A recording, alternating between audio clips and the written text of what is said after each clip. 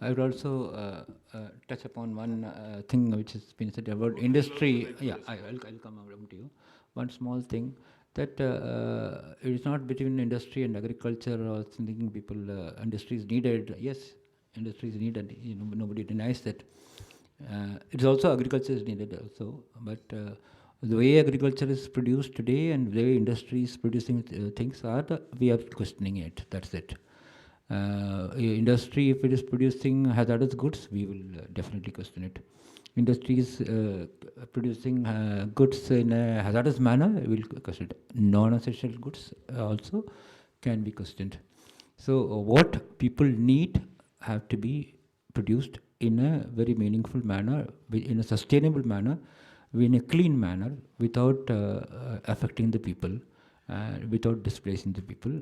These are the things, simple things which have been coming up in the last few decades, nothing else. Now, no, wait. We'll come to you again. But before that, Shukla-san, we will hand over to Shukla. Yeah, actually, just a few points. I would rather repeat myself in a way. As far as India is concerned, as of now, India is producing 1.89% of its electricity from the nuclear reactors. It's a meager fraction. It has actually, at one point of time, it was 3%, as because the total electricity production went up, but the electricity from nuclear reactors didn't go up. It has now come down to 1.89%. As compared to that, from the renewables, without the ballyhoo, we are producing 12.49%. These data are all available. So far as India is concerned, so far as global is concerned, it's not a question of country A or country B. Nuclear power is on the very much on the decline. In terms of share of electrical energy, from the peak of 17.6%, it has come down to 10.8%. In terms of the number of nuclear reactors, it has come down from 438 to 388. 50 it has come down. Right at the moment, 67 nuclear reactors are under construction. At one point of time, 186 or something like, 186 nuclear reactors were under construction. So there is a globally declining trend, and the reason is very simple, that it has caused disasters. It is of course causing slow death as well. Nuclear waste and all that thing, if you do not have the way how to dispose of the nuclear waste, you do not know also how to dispose of the nuclear power plants themselves. After 40 years or so, you will have to dispose of them. There is no knowledge how to do that. But it is not because of that reason. It is because of the catastrophic accidents, particularly Chernobyl, then followed by Fukushima. There has been a tremendous impact. In Japan, all the nuclear reactors have been shut down. Now, Shinzo Abe, a strong right-wing politician, is trying to revive it. Before that, Natokan was almost agreeable to the proposition that nuclear power will not be revived. But even Shinzo Abe has not been, as on yet, been able to revive. After Fukushima, there are 48 nuclear reactors in Japan. All the 48 were closed down. That is one point. The second part is this. As I said, that if the economy keeps growing, the Earth's ecology has got its limit. We are actually crossing the limits. I am particularly not too sure whether we have already crossed the hump or not. I do not personally have any solution also for that. But I only know that this cannot simply be sustained. We are surely and certainly moving towards disasters, because one thing, the resources are going exhausted. We talk of peak oil. That means the hydrocarbon deposits are going to be over. We talk of peak sweet water. The water is going to be over. Apart from other various other minerals, including trace minerals. Even fish is sea fish, the certain species have become almost extinct. This is one part. The other part is the sink part, that we are making everything poisonous. We are making life, it is impossible for life to sustain.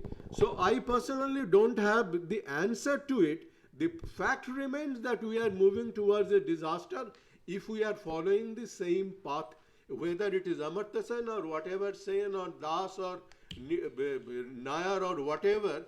The fact is absolutely clear. Electricity requirement, that's another interesting area. I mean, if you look at India's posturing in climate meeting, the posturing is that 40% of Indians still don't have electricity, and that's why it's our moral right to pollute even further. It will be very interesting, ask the same person that it's all happening in the name of the poor people. Of every additional megawatt, how much went to the poor people, just find out. See, the inequality is embedded in the political economy. That's the problem. I have access to Indian forest and minerals under that forest through a listed mining company, but the tribal doesn't. So this inequality is embedded. We say for economy, for growth, but it's someone else's growth, someone else's something. Yeah, actually, it's very interesting because if you really look at how much Ambani is paying for electricity and how much all of us pay for electricity, the comparison will be that you will be paying 1,000 times more than what Ambani pays for the industrial. It's all subsidized and water and all. Point is very interesting. What has been already said, that A is committing a crime and B is actually suffering from that. As I have already said, there are at three levels it is happening: global north versus global south, within a country the rich versus the poor, and the present generation versus the future generation. Nuclear energy is, as the establishment says, is so cheap, safe and clean. Even if it is so cheap, safe and clean, there is no disaster. Nuclear waste can be handled. Even if you can eat it for breakfast and lunch and dinner with some tomato sauce and chili sauce every day, it's so safe. Then, even then, if people of Kudankulam decides that we don't want a nuclear plant, Indian state has no capacity, no moral right to establish a nuclear plant.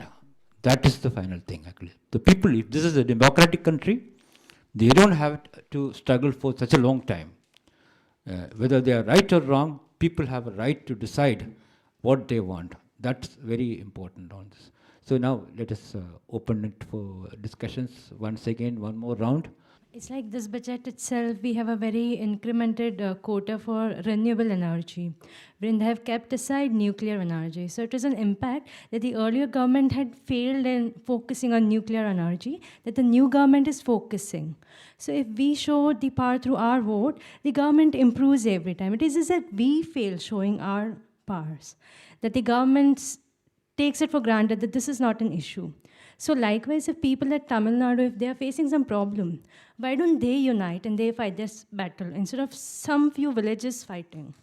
So, it's somewhere lacking a unit in the state itself, that if it is a problem for some villages, not all the villages combine. So that is one thing. And second, your documentary is so nice. If it is more popularized, say for instance, if I would not have seen this, I was not even aware of this. So more and more awareness, if you can create, that would be much, that can make an impact. I said the onus of popularizing a documentary or actually finding out that such documentaries exist, I think the onus is also on all of us, all individuals, to find out what is happening. Because we always tell the filmmaker has gone out and made this film, with no resources, I'm sure. Amudan is... Half dead after making the film. Yeah. And then we are told all the time that you should go and do this and you shouldn't go and do this. I think it's high time that I think audience here or anywhere realize that it's their duty to also find out that such films exist and educate themselves. Yeah, I think one note of hope was what was mentioned by the professor from Allahabad, that popular protest actually managed to halt the project in Hisar, Haryana. So it was sort of nipped in the bud before the land was actually acquired. See, when it's done at an early stage, yeah, when it was done at an early stage, perhaps it's easier, but once the project has gone to a certain stage and some investment has been done, it becomes more and more difficult. The whole thing gets much more entrenched. Yeah, in Pradip's film, this woman goes and talks to Jairam Ramesh, and Jairam Ramesh says, be realistic, be realistic. What is his reality and what is the reality of this woman?